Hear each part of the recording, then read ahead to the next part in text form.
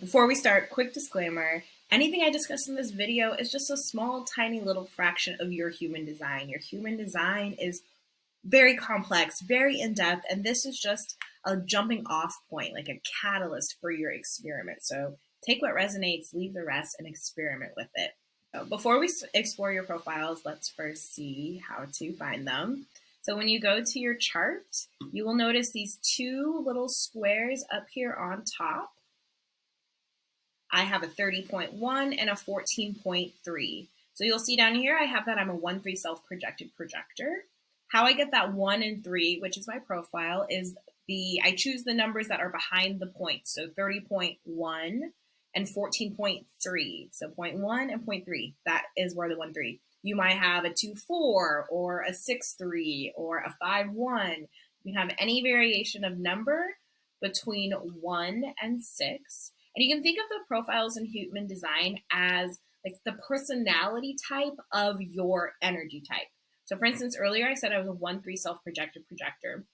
All projectors have the same wait for an invitation. They experience bitterness. They experience success. They need recognition. They kind of all have those same things in common.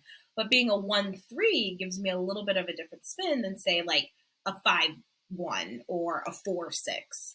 So, and same is true for any of the other types. So your first number is conscious and your second number is subconscious. So you're going to really feel your first number more consciously than your second. So for instance, I am a 1-3, profile 1.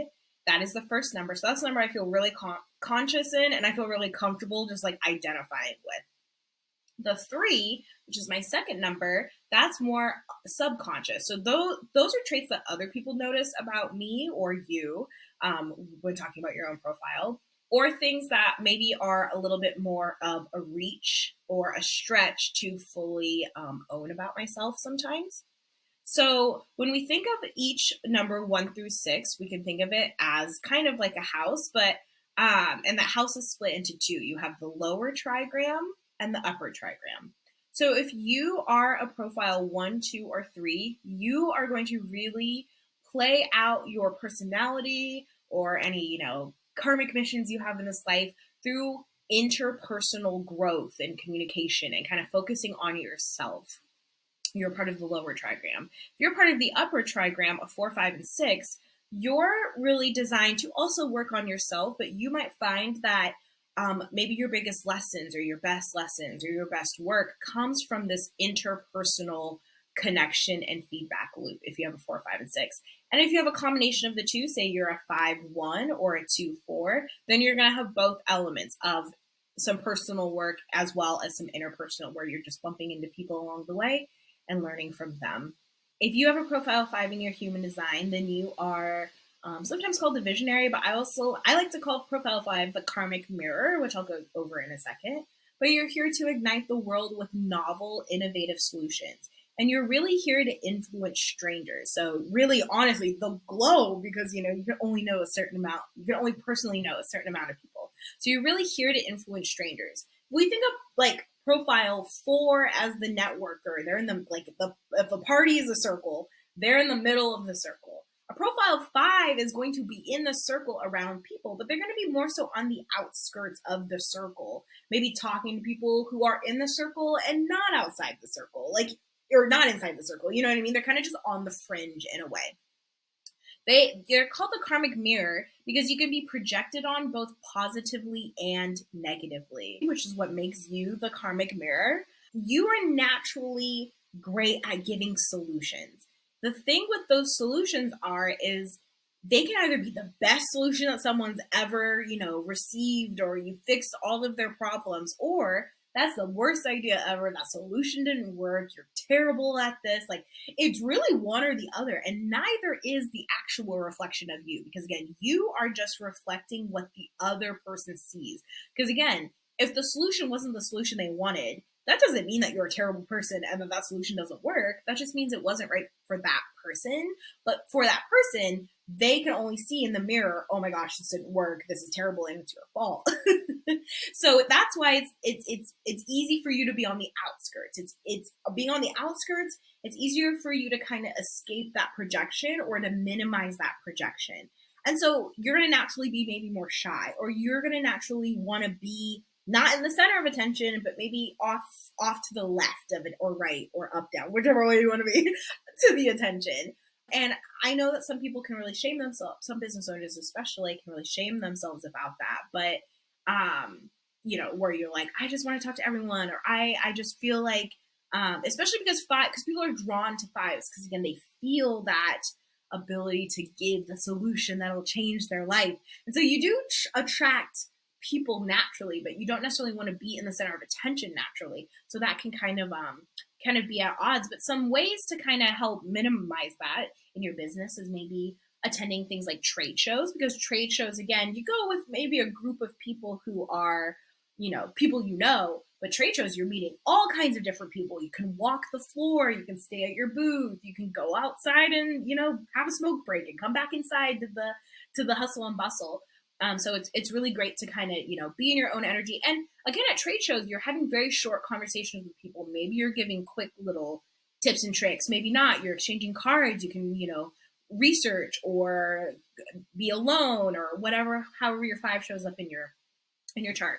Also, same with forums. Forums are also a really great way to kind of interact with strangers, but still be in your wheelhouse of expertise. Tutorials, workshops, demonstrations, again, showing people this is your problem, this is the solution, this is how it helps, this is how it works. Also, content breaks, like a profile 2 who needs to be kind of like in their own aura, free of pressure. You need to be in your own aura at times, free of projections. So taking content breaks or collaboration breaks or just vacations in general away from people, you're going to have this really ebb and flow of being very public and then, kind of on the outskirts, and then very public and then kind of on the outskirts. So content breaks are definitely great for that.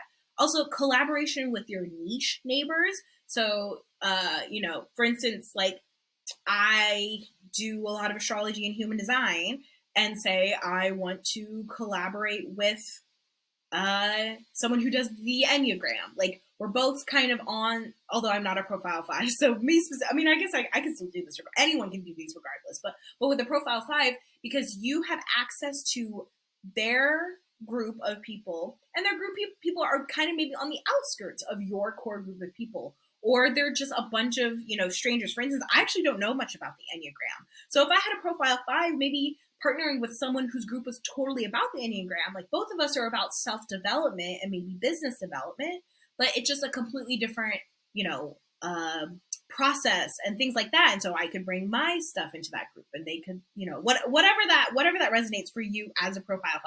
As a non-profile 5, it might be hard for me to necessarily explain that vibe, but people who kind of have some things similar, but that are stranger enough to where you can have like a karmic experience with them. Because another thing about a profile 5 is you might find maybe your best clients or maybe your best collaborators don't actually know much about you. Like, they know enough, they're familiar with you, but they don't know much about your business or know much about you personally. You might find the greatest gains come from those relationships, because again, you're here to interact with strangers. And then you might find the more and more you work with someone or work with a certain type of person or something, potentially the less effective you might get, or things might get stale a little faster, and like you need to jumble it up, because again, you need that mix of the new and mix of strangers. So if you have like a group program, maybe opening the doors often to get new people into the group and to kind of refresh the whole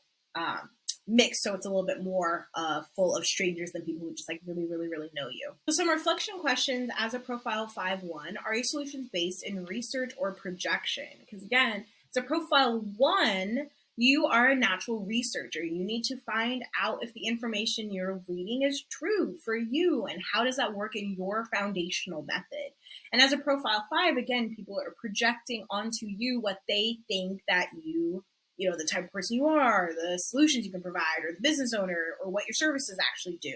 And so when you're providing solutions for people, it needs to be based on what you know is true for you based on your own research, and not what other people are saying, like how you do your business, how you provide your solutions, how you create change. And then a profile 5-2, are you supporting your gifts or falling to pressure to save the world? With a profile 2, it might Profile twos have a really hard time expressing what exactly their zone of genius is, or what makes them different, or what exactly their business or whatever. What are the specific solutions it provides, or how you specifically provide those solutions? So it's really important to be recognized by other people, and again, have that hermit time, have that alone time. But a profile five, again, wants to ignite the world with novel and innovative solutions. So it can ignore that need to be alone, to be in your own energy, to just have your talents called out by other people. And so you can fall to pressure of like wanting just to save the world and provide all these solutions and never take time for yourself, and never really truly tuning into the gifts that other people, call out in you, and only focusing on gifts that you want other people to notice, but might not be the thing that people are noticing, because you might have another gift that is actually more pertinent to the moment or the situation or things like that.